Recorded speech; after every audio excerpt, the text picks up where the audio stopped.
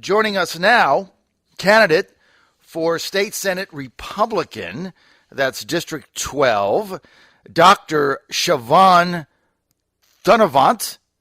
Dunnavant, right? I practiced your name 5 times and I still blew it. Good to have you with us, Doctor. Thank you.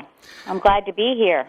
Now, Dr. Dunnavant, interesting story, Siobhan. You are the sister of, you've got 3 brothers who were in politics in Virginia, all Stollies. Chris Stolley, House of Delegates member, Virginia Beach. Ken Stolley, former state senator, now sheriff of Virginia Beach. Colin Stolley, now the Commonwealth's attorney of Virginia Beach. Don't we have enough Stolleys in there? Well, you do. That's why you need a Dunnavant. Good answer. Now, Siobhan, I want to start with this. You have an incredibly intriguing name, Siobhan, and I was hoping you would share with our audience what inspired your mom to come up with a rather unique name. Yes, and on that note, I'll wish everybody a happy St. Patrick's Day because this is an Irish-American story. But my mom had 4 boys when I was born, and they were small. Dad was in the Navy, and he would be gone for 9 months at a time. And he, I guess, had a lot of say in the boys' names. And they were all Christian names that could be abbreviated to 1-syllable nicknames, Ed, Ken, Bob, and Chris.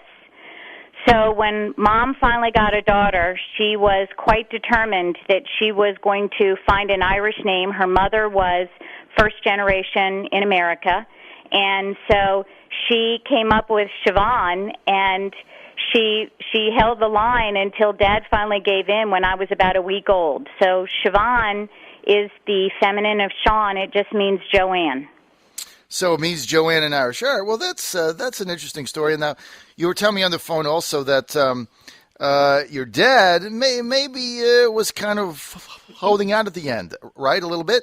He did. For a long time, he said he wasn't sure he could spell it, and so that I probably would not be able to. But Mom, I guess, cried all the way home. This is the story she always told me, and she finally got her way. All the way home from the hospital. Well, you know what? At the end of the day, moms should get their way, right?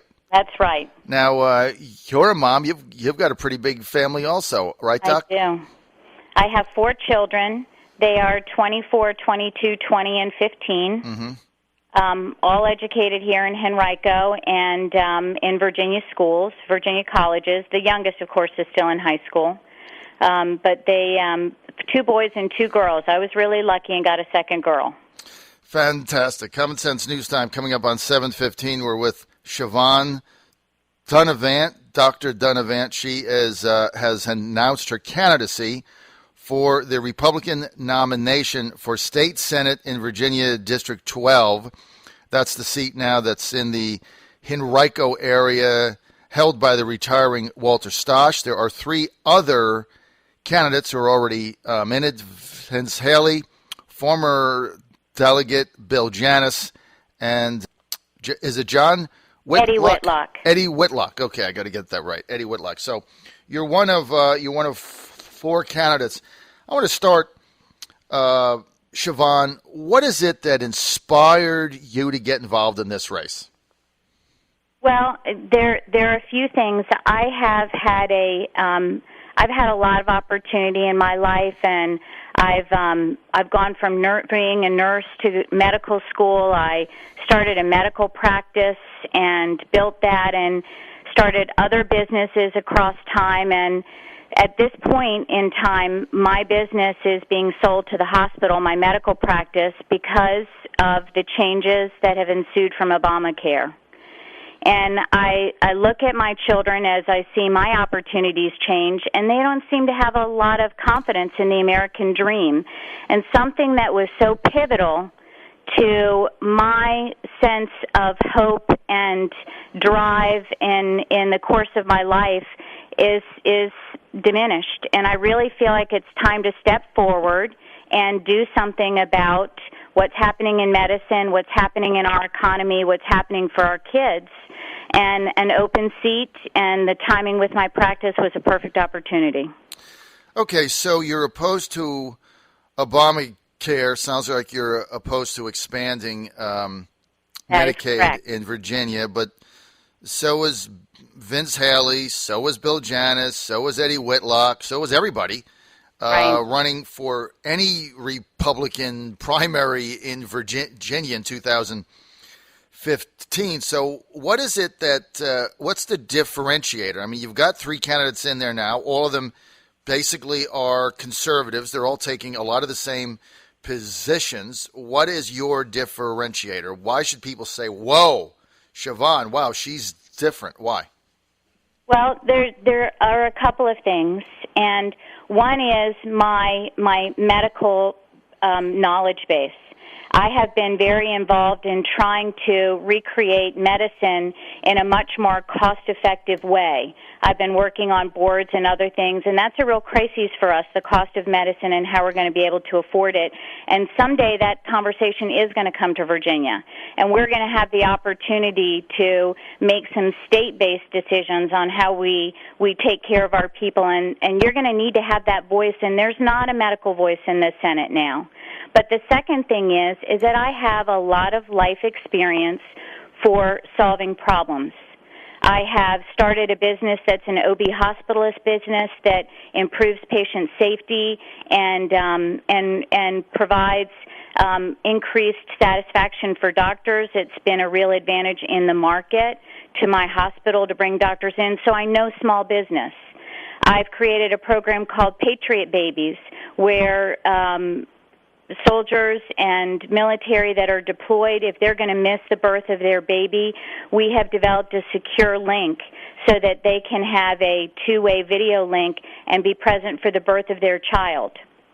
I have started a social enterprise for Little Sisters of the Poor that is a thrift store that benefits that home that cares for the elderly poor here in Richmond, and it is contributing $100,000, over $100,000 last year to the home, and that was year two. So you have my ability to take a problem, something that's honed in medicine, identify problems like you identify disease, to collaborate and engage the people that are the stakeholders in that problem, and then actually execute and deliver a solution. And I think that's unique. Okay, fair enough. What about the Stali dynasty factor? Right? I mean, I know you have a different last name, but you're part of the family. Yeah. So what about that? I mean, how do you deal with that?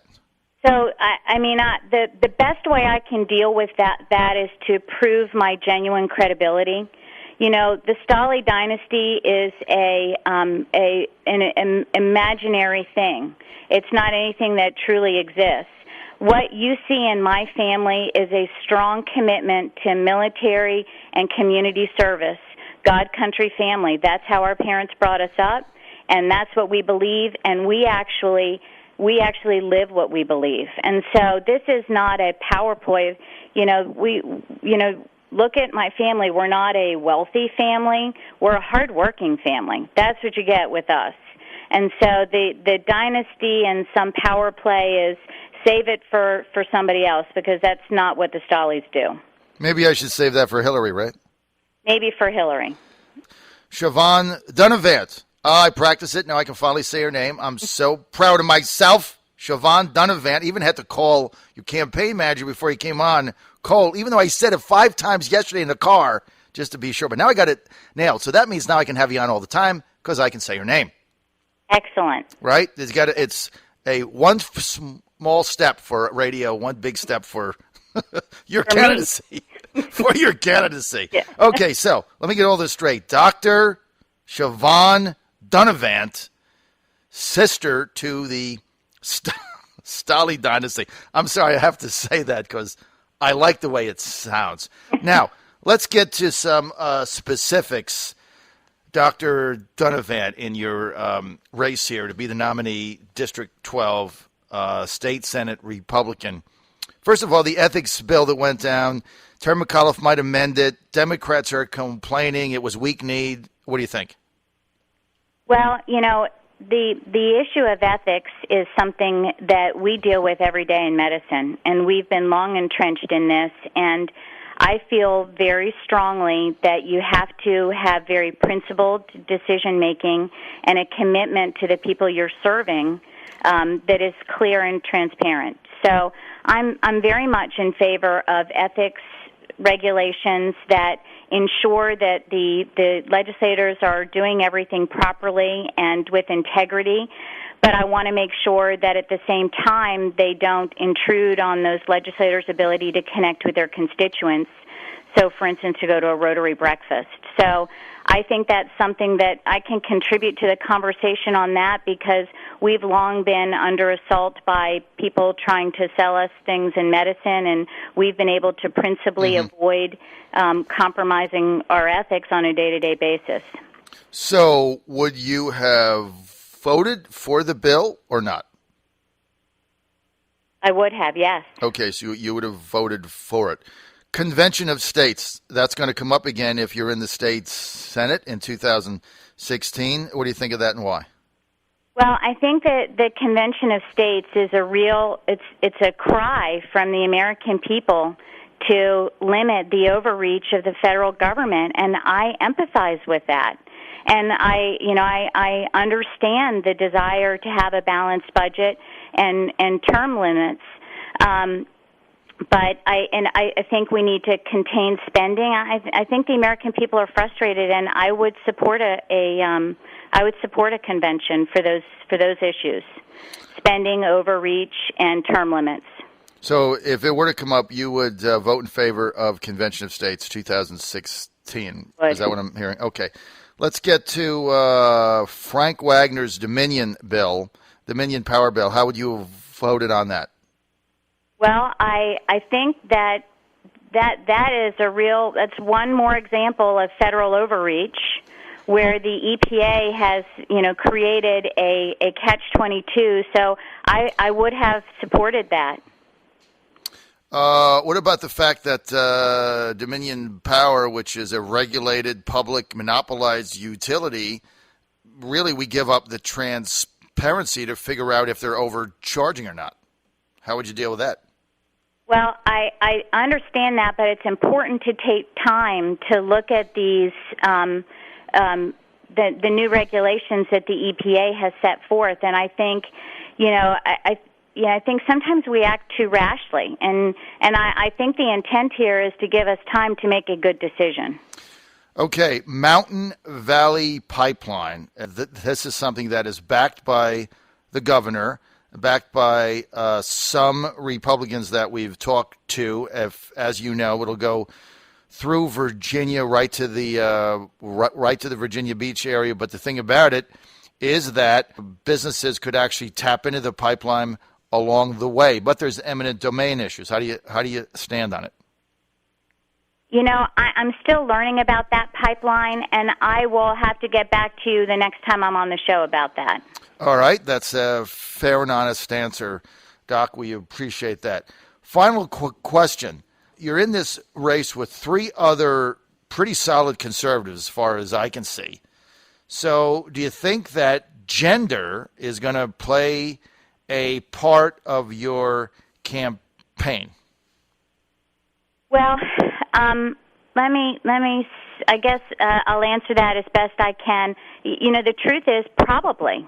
Not necessarily on my part, though. I grew up in a family with 5 guys, and I don't believe in glass ceilings. I've lived my life that way, and so I don't consider my gender a punch card for anything. I think I have a record on which I can stand that really makes me the best candidate in this race and the best candidate for the next several years for Virginia because of what I bring to the conversation. But I think that there's something to be said for diversity. And there's only one woman in the Republican caucus, and there's only 7 women in the Senate. And so I think there's some merit to that being a part of a valued part of what's discussed at the General Assembly. People bring different perspectives, and that is a perspective. All right, Siobhan, we're out of time. We want to thank you for being with us very quickly. People want more info. What's your website? Website is Dunnavant Delivers. Did I mention I'm an OBGYN? Yes. So it's DunnavantDelivers.gop.